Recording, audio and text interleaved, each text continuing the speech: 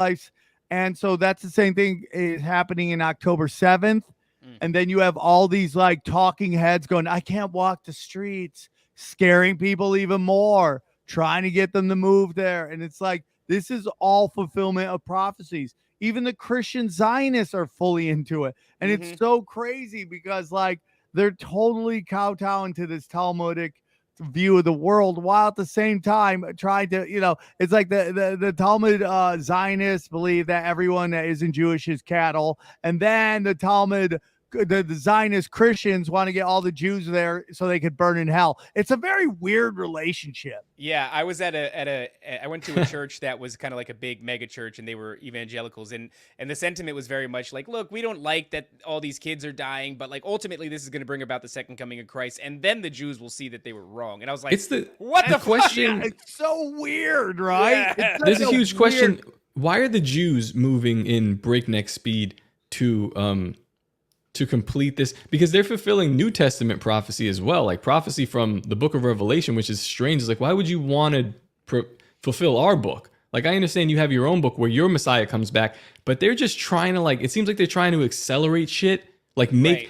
Well, this they're is what this manufacturing prophecy. This is what Jews do, and this is dangerous. But Jews hang up wire across New York City so that way that they could break God's rules and do business on the Sabbath because technically it's in their home.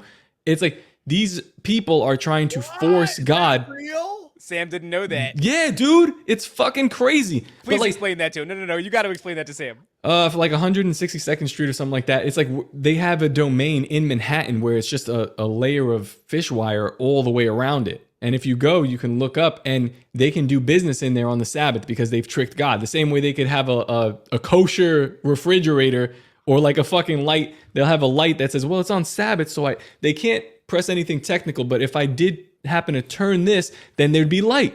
And it's like, you're not fooling God.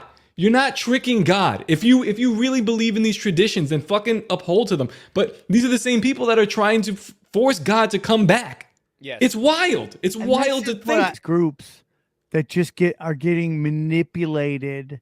Like, it's like the reason you hear Israelis talk as insane as they are is because the powers that be need them to be crazy because they'll do the dirty work, which is to cleanse that area and just take over the land so they can build it a canal, which means they control trade route, which is completely typical of whether you believe in Khazarians or not. The country existed and they were known for controlling trade routes. It's why is it Israel? Why is Israel helping Azerbaijan annihilate Armenia? Why did Israel, which was built off of the history of the Holocaust, okay? Why did they never condemn the Jewish genocide?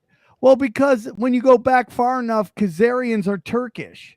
Like it all like kind of lines up and makes sense to me.